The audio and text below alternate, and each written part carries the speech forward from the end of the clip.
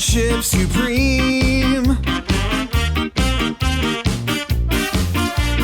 Friendship supreme. Finding the geek within. Hey everybody, my name's Michael. My name's Cleve. And welcome back to another exciting episode of Friendship Supreme. The podcast that dares to ask, what stupid ass opinion does Michael have this time? There's so many to choose from. There's so many.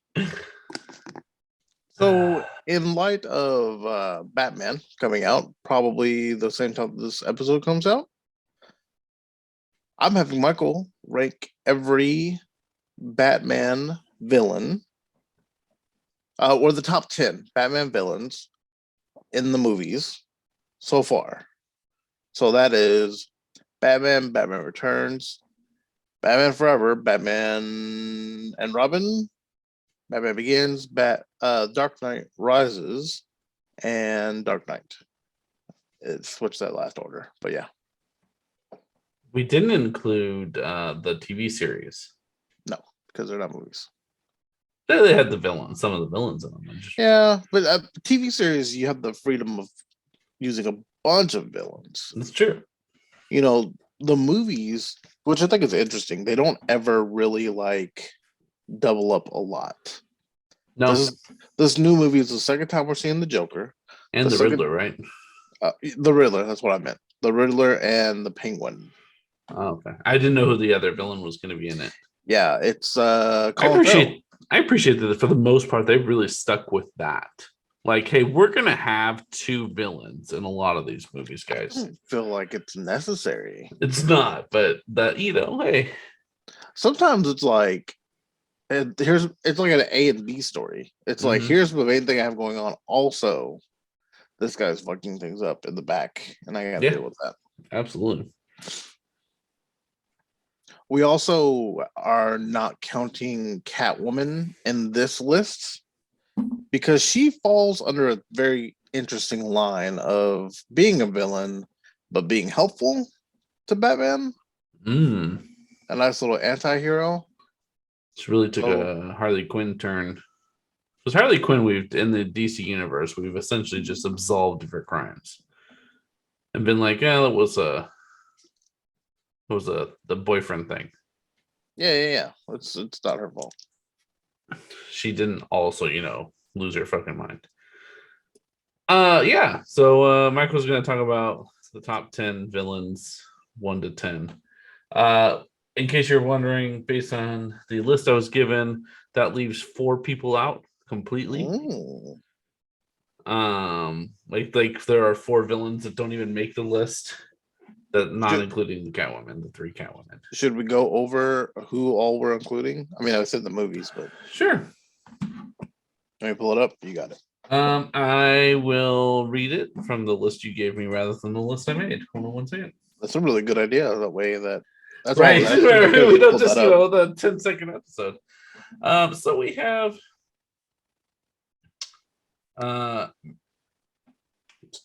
in chronological order, I believe, Jack Nicholson as the Joker, Danny DeVito as Penguin, Tommy Lee Jones as Two-Face, Jim Carrey as the Riddler, Arnold Schwarzenegger as Mr. Freeze, Uma Thurman as Poison Ivy, Robert Swenson as Bane, with Uma Thurman, in case you don't remember. Who does? Liam Neeson as Ra's al Ghul, Cillian Murphy as Scarecrow, Heath Ledger as Joker, Aaron Eckhart as Two-Face, Tom Hardy, not Tom Brady, as Bane, Marion Cotillard as Talia Ghul, Jared Leto as the Joker, and then we have our 3 Catwomen, which is Michelle Pfeiffer, Anne Hathaway, and Halle Berry. Yeah, I figured I'd throw the Joker in there, Leto in there. I'm like, oh, whatever. Yeah, why not? It's not, he's not going to make it, so it's fine. He did not make it. Surprisingly, he did not make it. So yeah, that leaves, like I said, 4 people that don't make the top 10 list, not including our Catwomen. I'm just going to go ahead and do we start at the top or the bottom is the real question. I would say you start at 10 and work your way to 1.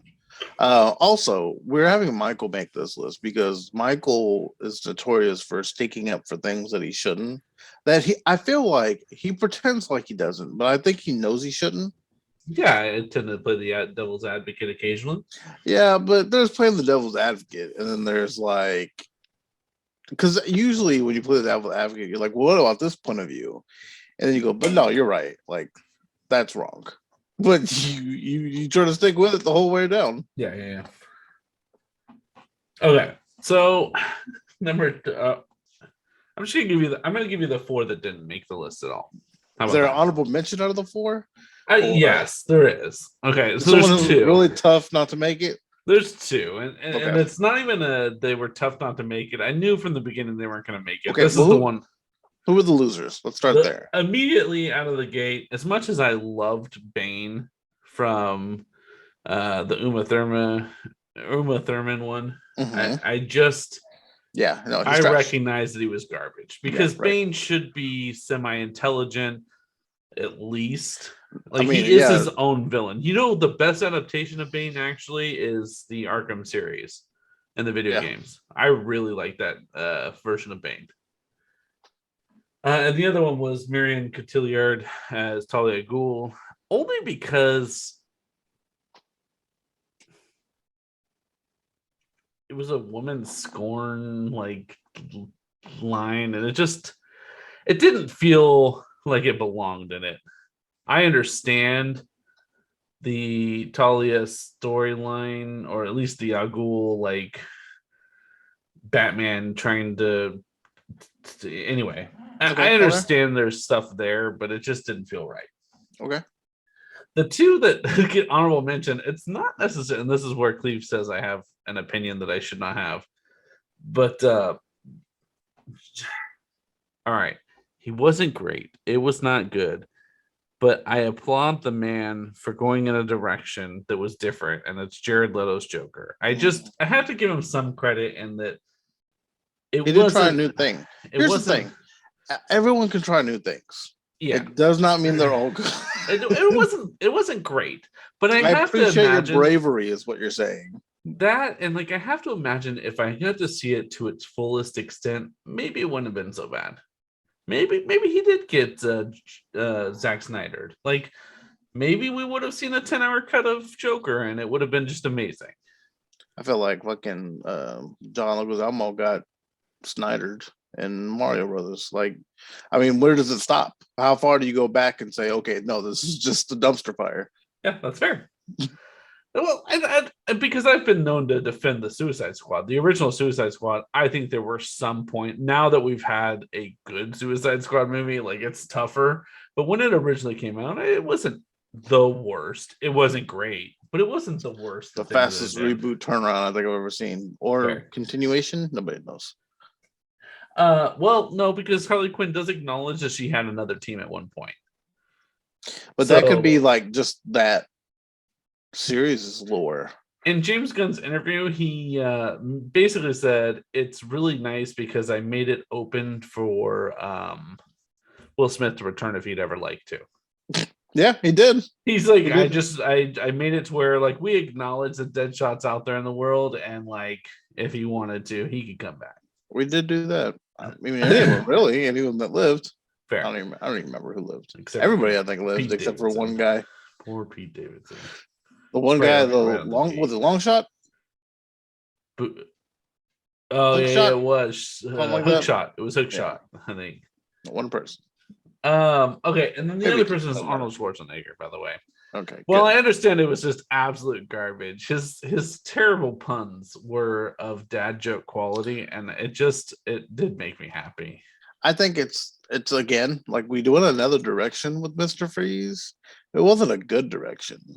You know what? It was good for what it was. I remember watching that movie as a child and being like, this is good as a child. And then as an adult, I've realized this is hot garbage. Well, I think it's the reason that's the time that I figured out, like, oh, okay, so these movies aren't for me anymore. Like, they're making them for small children, not me who watched 80, the Batman Returns, and then I get to that's we were trying to sell McDonald's toys at that point. So like I get it. The toy industry was really what was pushing all that sale. But anyways, into the meat of it all, the top 10 guys. Or did you want to hear Catwoman first? No, let's do the top 10. So now those are out of the way. So like Jared Leto's not in the picture because I know that was what Cleve was scared I was going to put it there on the list. I mean, it's your list, but I'm scared for you. Number 10, I would have Tom Hardy's Bane. So when he first came out, I loved him and thought, man, this could be a top 5 for me. Mm-hmm. And over the years of rewatching it and kind of seeing other villains, I've realized that while he is very fascinating and Tom Hardy did a great job, it wasn't enough for it to be a super villain to me. Okay. He was a terrorist. Well, aren't they all? But I think what hurts him is it being undercut by all his planning. And it not really being his idea. Because, like, if you planned all that just you, that's a boss ass move. But then when it's like, I'm actually just working for this lady, right? You murdered her dad. Number 9, I have Liam Neeson as Ra's al Ghul. I think for a while he's underrated. I think that Dark Knight movie is underrated in some aspects because Batman Begins. Yeah, because that's Batman. That one's. Oh, you're saying like the Dark Knight trilogy? Gotcha. That trilogy. Sorry, that trilogy. I think that one is kind of overshadowed simply as every other one is because of Heath Ledger. So because of Heath Ledger, we just don't hear about any. Like we don't really acknowledge the rest of the films. I would still almost say, to me, out of the trilogy, I would put that one third. Batman Begins at third. Yeah, I think.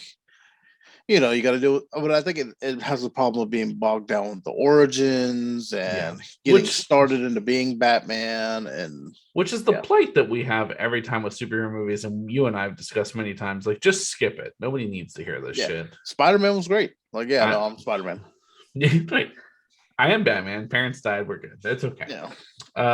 Just have a nightmare and go, I woke up from that nightmare I had that night my parents died. I don't want to talk about it. I'm gonna go be Batman. But I think that it was a good attempt at Ra's al Ghul for the movies, and I appreciated that we went that direction instead of the Joker for like a 100th time. Yeah, and then we let him die on a train. You're actively killing him, Batman. You're not finding a loophole. You're leaving this man to die. If you leave him to die, you're killing him at that point. Yeah. Like a doctor being like, I'm not having surgery on this man. Oh well. Heart surgeon number 1. Steady hand. I kill you, Yakuza boss. We're already at 8. We're fine. Yeah, number 8. Sorry. That was an Office quote, in case anybody didn't know that. So, anyways. Check out our episode where Michael talks about The Office even more. Episode number 8 on the list of villains, Poison Ivy. I really enjoyed her. I understand that it was super campy and cheesy, but in a movie that was super campy and cheesy, I feel like she did a decent job at being like a villainess. I like that her pairing a man that didn't even make the list. He's down there, and she made it to 8. That's great. Bane and Schwarzenegger didn't make it. Yeah, well, nobody counts Bane. But I think that she was like one of our first, like, she's a villain, but it's because of good reason. Like, she just doesn't want you to, murder the planet. It's such a weird. Her character, I guess, and they've done better at writing her. But it's a weird character. It is of like just care about plants so much that it's like Planet rob some places. It's like Captain Planet, like became a dick. Captain Planet, Grand Theft Auto. Yeah, it's Rick and Morty has an episode where there's a character called Plantina, and she is a Captain Planet type character who's been just trapped and monetized by the kids that have the rings. And she's freed, and Morty frees her, and then to have a romantic relationship with her. But she then realizes that human beings, as long as human beings are around, like the planet's gonna die. So some people get Forward to that. Anyways, number 7. This is where the daggers come, because he's not number 1. Heath Ledger's Joker. What an outrage! What an outrage! Everyone in the comments. Right now, people are thinking like, "Who's left? What the fuck?" Heath Ledger. So I acknowledge that he did an amazing job. It's fantastic. I think partly because he died shortly after, he got a lot more clout than the role should have gotten. But it was good. He's not the number 1 Joker for me, thus he can't be number 1. And I think that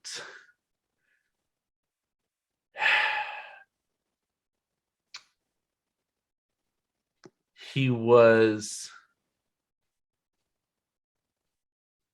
I don't know, it's weird.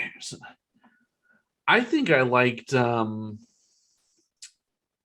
Harley Quinn, the cartoons version of Joker, the best as far as the relationship between him and Batman. And you only see it for a little bit, or even, dare I say, the Lego Batman movie. I think his relationship is this like symbiotic, like we need each other. And I understand that they kind of tried to convey that in the Dark Knight trilogy, but at the same time, like, I think that the Joker's relationship best is described by an obsession of the Batman. Okay. And I didn't see that in Heath Ledger's. I saw him as more of an agent of chaos. Like, how do I create absolute and utter chaos? Okay. I don't know. I don't know. I just, again, none of these people do I think are bad, because like I think a lot of times I get shit on for ranking him low, and I think it's because people think I think they're terrible. I just don't think they're as great as others. Okay, so there's 6 others that are better. There's 6 others, and this next one's tough for me to defend. After you give that speech, And this one's so tough for me to defend. Jim Carrey's the Riddler. I fucking loved him. At number 6, I loved him. I just thought, what an awesome. I would say the only way he could get beat out of this list is if we had included the TV series. I really liked him, that Riddler. But that being said, I only watched like the first 2 or 3 seasons, so I don't know if it ended up developing into more. But I really liked Jim Carrey as the Riddler. I thought it was a lot of fun. I think the villain plot of him like warping people's brains, or like him sending brain waves to other people, was stupid. But aside from his grand scheme, I thought he did a really good job as a villain. I feel like he didn't have enough riddles. Fair. Maybe he could have had more riddles. He's like, who's afraid of the big bad bats? And I'm like, that's like a Joker line. That's not a Riddler line. You're supposed to tell him a riddle. Everybody, criminals. That's who's scared of the big bad bad. Jaywalkers. Everybody's scared. Your average con man on the side of the street selling knockoff shades. If you've not been personally saved by this man, you fear him. That's fair. No, I mean, like I said, I think his grand scheme, like villain plot, was dumb. But like, I liked him as that role because he brought the Cable Man into the Riddler, and I thought that was a good mix. I always felt like Jim Carrey the Riddler was the wrong casting call for him. You know what I mean? Is there someone you think maybe? I mean, without going for the obvious Joker, with him being as crazy as that man is, What's his name? Is it Like maybe the Mad Zaz? maybe the Mad Hatter would be kind of fun. Yeah, that would be cool. But Zaz is an interesting. We had Zaz in something recently, didn't we? He Was was it in Suicide Squad? the Birds of Prey. Birds of Prey. Thank you. Yeah, Zaz is an interesting character, and like Spotless Mind. I mean, Jim Carrey's got it. You have to give him a character that's like super unhinged, and I feel like the Riddler was a really like methodical. That's fair. Yeah, that's super fair. But I mean, I don't hate him playing the Riddler.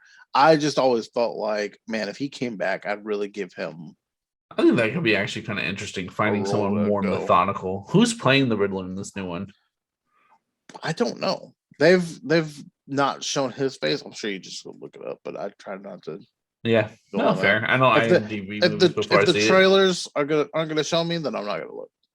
100% fair. No, I think you bring up a good point, and maybe in future lists, if I ever rethought this list, I might change. This is concrete. No, yeah, it's solidified. But no, I mean you're right. I think that maybe Jim Carrey could have been better somewhere else, and now I'll think about that a lot. I think Mad Hatter could have been that one could have worked too. Calendar Man. It could have been who's the guy who had the puppet? Just Puppet Master. Puppet Master. Maybe, I don't know. I believe it was Puppet Master. Okay. He could play the Harley Quinn cartoons, Clayface. Or Robin Williams. What a weird choice, but love the direction they went in with that. Number 5. That is Two-Face from Dark Knight. So that is Aaron Eckhart. Harvey Dent as the mayor, and then later on as Two-Face. I really enjoyed watching that character become unhinged. Mm-hmm. And quite possibly, I think now looking at this, I may have just put my nostalgia in the way and allowed Tommy Lee Jones to beat him. What? You're gonna let something that you remember from your childhood not me. Stop you completely from logically thinking about the list of the stands? It wouldn't be me. It wouldn't be me. If I had to let it completely take over, Arnold Schwarzenegger would have been up at the top 4. Okay. God, when he's watching, so you reeled it back a little Cold bit. Miser, and he's just dancing with him. Yeah, it's just perfect. Anyways, I really enjoyed the Two-Face. I thought it was a great contrast. Again, it's that introduction into what the 2010s era has done, 2020s era with villains, and that maybe villains aren't 100% bad. Maybe there is reason behind what they do and why they do it, and kind of giving that sympathy towards or empathy towards villains. That movie was interesting because it gave us 2 villains, one that we watched grow, and one that was just fucking there from the first 5 minutes of the film. Hey, I'm the Joker. Watch me fucking. Hey, watch me. Yeah. Watch me murder the bus driver. I'm on my way. I think that sells him a lot more, is watching him turn into Two-Face, and I guess knowing that's where it's gonna go. Most people know. Well, some people might not have. And then when you were the friend that knew, you snickered and you leaned over. It's like, that's gonna be the Two-Face. I had a friend that was like, I thought Mysterio was gonna be a good guy, and I'm like, yeah, no, don't let the trailers fool you, kids. It's leopards and spots and all. Number 4 is Tommy Lee Jones' Two-Face. So like I said, it could go back and forth, could flip them either way. But I really like Tommy Lee Jones. I thought he did a great job. He gave that same kind of gangster vibe that Jack Nicholson gave, and I think that was what they were looking for out of him. I always think it's so funny. I think to myself, what about Tommy Lee Jones did you see that was like, this is my Two-Face? Was it just his name? It's a great question. Because he's like in the camera. I'm like, this. I don't think I've ever seen him do that, or will ever see him do that again. No. I'm pretty sure I've never seen him do that again. No, certainly not when he plays that law enforcement officer for. He plays the same guy. Like, was it some sorority house? What was that movie? Remember, it was like a Texas sorority house. God, I do remember that movie. I don't know, something stupid. Yep, I keep thinking stupid. the House of something. I kept wanting to say House Bunny, but that's a different movie. It is a different movie. I also was thinking House Bunny. But I just really liked him. I think he was dark and nitty and gritty, and I don't know. He gave that Dick Tracy gangster vibe that I always felt like Two-Face had. And maybe it's the animation series that I have to blame for that. It's Man of the House, of course. Man of the House, yeah. Yeah, maybe I have like the animation series to blame for it, but I really enjoyed like the gangster. I'm also super curious of where he got it from. Like, this is where I'm taking the direction of this character, or was he directed to like act like a bad man? Fair, because he was defeated with pocket change. Because Batman just doesn't have a handful of fucking quarters up in the air. Yeah, he's got it in his back pocket. He's got everything back there, man. Look, it's one of those little fucking change things that clink, clink, clink. And then a little arcade attendants used to have. Yeah, that man risked his life for $1.85 and lost. And lost, yeah. Get another quarter. Like it's not that important.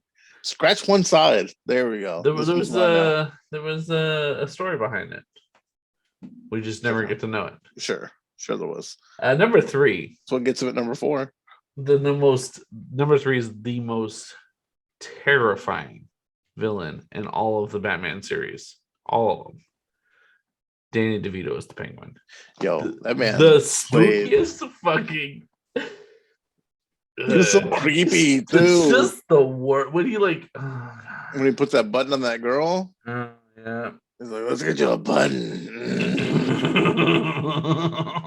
That's nice. He's like rubbing. Yeah. No. He's just vile. And then eating the fish and what a huge contrast between him and the fucking Penguin in the TV series. That's like this, uppity. Yeah. No, he's easily the most just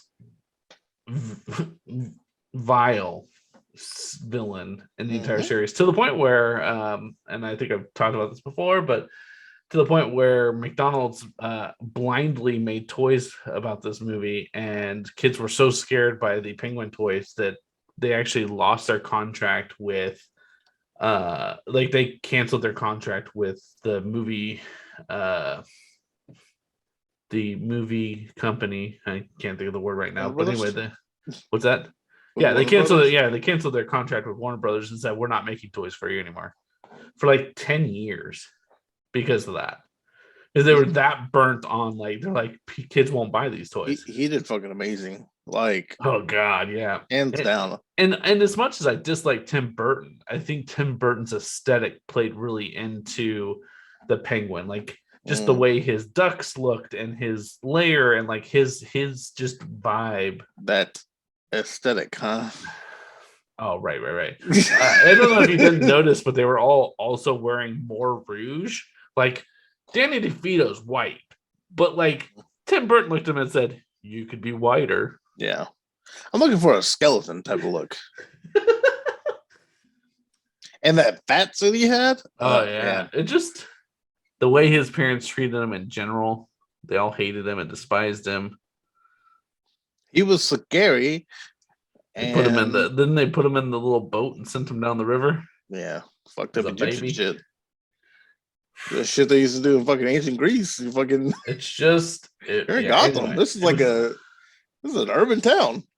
Did you even find a river? It was a sewer. Like, what the fuck happened? And thank God there's penguins. There's fucking crocodiles down there. Yeah, we know this. That is canon. There's crocodile. Like, there's a crocodile. Just anyway. Crocodile Man. Crocodile Man. Number 2, guys. Cillian Murphy as the Scarecrow. I don't know why I like him so What? much. I don't know The why I man like had him so 5 much. lines. I loved him. I thought it was such a good representation of Scarecrow. I thought, what a great character to bring into the series, and I wish there was more from him. It's the first Scarecrow. And I think we had potential to have bombed like we did with the Mandarin. Like, because like we only really hinted at it being him, and then it was him, and then like you said, it wasn't much. But like we played it off enough to where it was really well done and left me wanting more, and I would not have been mad had that character pop back up. I mean, he did. He's the only villain, now that I'm thinking about it, to be in 2 of these movies. What did he pop back up in? The Dark Knight. He was in the very beginning of The Dark Knight.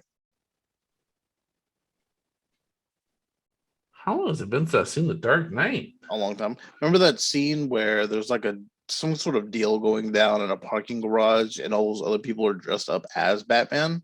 Oh, yeah. He was the deal was being done with Scarecrow there. Oh. Yeah.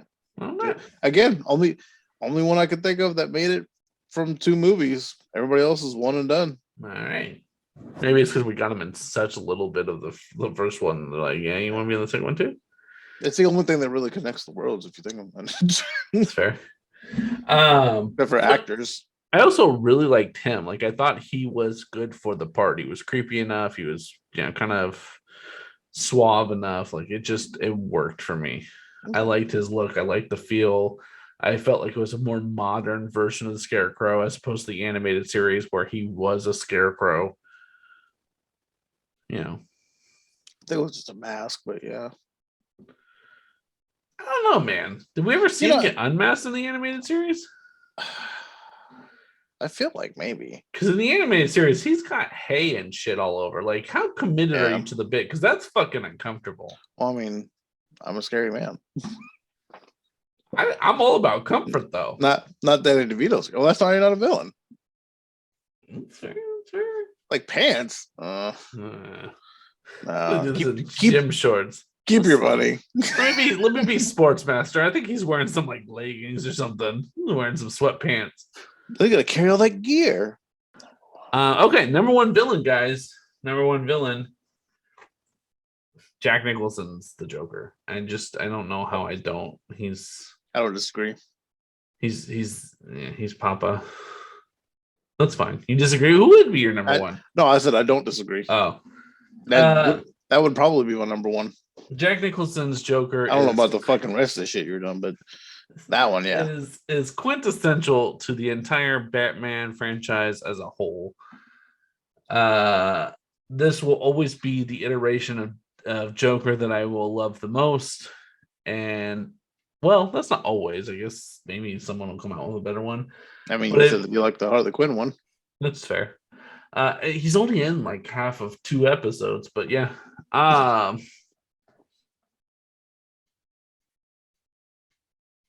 He's just so good. Jack Nicholson was born to be the Joker. Every line delivered, I think, really just did it for him. This whole thing, and like there are some people that have complaints about it because it gives them a little bit of a backstory, whereas most of the other ones don't. And I think I can forgive that for the simple fact that this was like the first movie for them, who knows how this is gonna go. Like, I don't know. As long as the comic book world is bigger now than it was then, but you know what I mean? Like, this could be just a one and done. We don't know. Yeah. The only reference material he had to go off of as far as acting went was Cesar Romero, which was super campy and like over the top, as was Adam West in the entire series. But there was no point of reference for him to go from.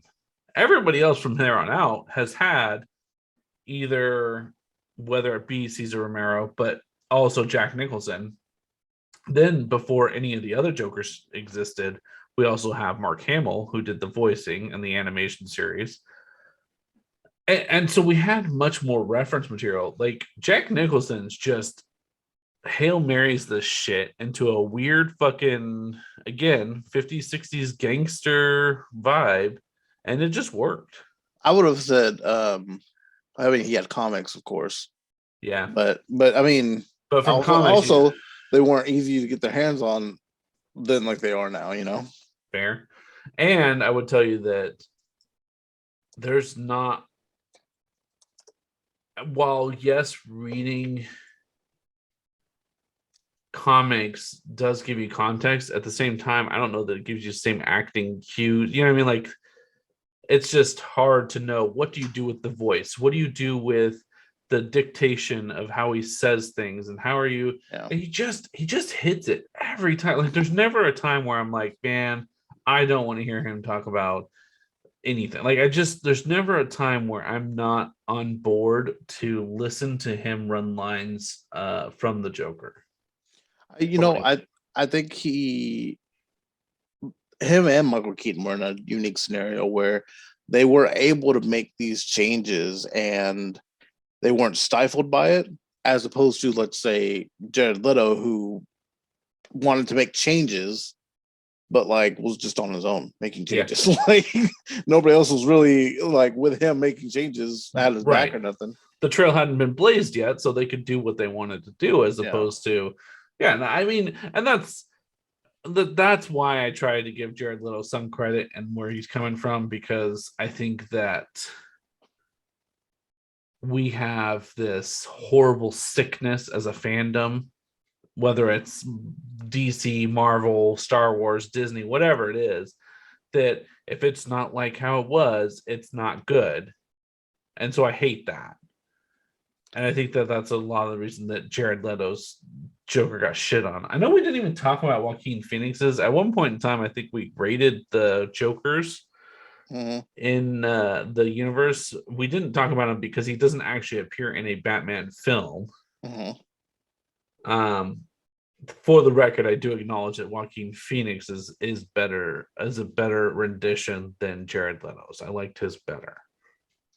You know what? I don't think I'd like Jared Leto. Like, that's fair, and that could be why. I mean, I don't hold that all against him, because there's plenty of actors. We've watched plenty of movies with Mel Gibson in it where I'm like, man, he's good in this, even though he's a fucking dumpster fire. But I mean, it doesn't help. It doesn't help that I don't like him. Right. And then so that's where I'm at. So 1 through 10 would be Jack Nicholson's Joker, Cillian Murphy's Scarecrow, Danny DeVito's Penguin, Tommy Lee Jones's Two-Face, Aaron Eckhart's Two-Face, Jim Carrey's The Riddler, Heath Ledger's Joker, Uma Thurman's Poison Ivy, Liam Neeson's Ra's al Ghul, and then Tom Hardy's Bane. Let me know what you guys' thoughts were down below. What? So many thoughts. What are you ranking them? Catwoman's. Who's number one? I actually think number one. So this is tough. Easy. By the way, number 3, Halle Berry's fucking garbage. That's why I asked you who number 1 was. I debated this one for a moment. I think Anne Hathaway's Catwoman's better. Simply because the time that Michelle Pfeiffer's Catwoman came out was not the right era for women. Okay. Women were pigeonholed into a very weird, overly sexualized role. And with that, Catwoman was overly focused on her relationship with Batman and how she looked in that leather outfit. I will say that's a lot of Catwoman's things. Like, you know what I mean? Like, but she's also a thief. You're right. Which Anne Hathaway actually did. Do you ever stole things? Do you ever get any Shit, Halle Berry? She's not like rubbing Batman's chest or something. You know what I mean? Like, if she wants to use the strength of her femininity to trick men, fine. But Michelle Pfeiffer was not doing that. Mm-hmm. Michelle Pfeiffer was getting her a piece of Batman. I mean, she rode off in the sunset, didn't she? I think Yeah. she was there. Yeah, I don't know. I think that, yeah, just having what you have and being able to use it. I feel like Michelle Pfeiffer's was looked down as a woman more, which she fought back from the way she was treated at her job with the Christopher Walken Fair. and Batman trying to come to her rescue, and she's like, "Go fuck yourself." Fair. But yeah, I mean, you didn't like that basketball scene in Catwoman? Ivan Michael. Okay, so my next question before we end it, are you curious if any of these new characters are going to move your list any? Can Stephanie? The only way Stephanie is allowed back, Stephanie, you hear this right now. The only way you're allowed back is for you to watch Halle Berry and come back and give us a positive review without laughing. Is it cat or cats? Oh fuck! I love cats. Catwoman. Mm-hmm. God. Do any of these? Do I think any of these will change my opinion? I'm really curious to see what they do with the Riddler. He seems to be riddling, and that's I look for that in the Riddler. Yeah, that's the least you could do. Anyway, let us know what you think about Michael's list down in the comments below. We have a Facebook, Instagram, and Twitter, which are all Friendship Supreme, except Twitter has no eyes on the word friendship. All eyes go to the YouTube channel, youtube.com/Friendship Supreme. And don't forget to check us out playing our video games at twitch.tv/Friendship Supreme every Sunday, Tuesday, and Thursday, 9 p.m. Central Time. I've been Michael. This is Cleve. Swear to me.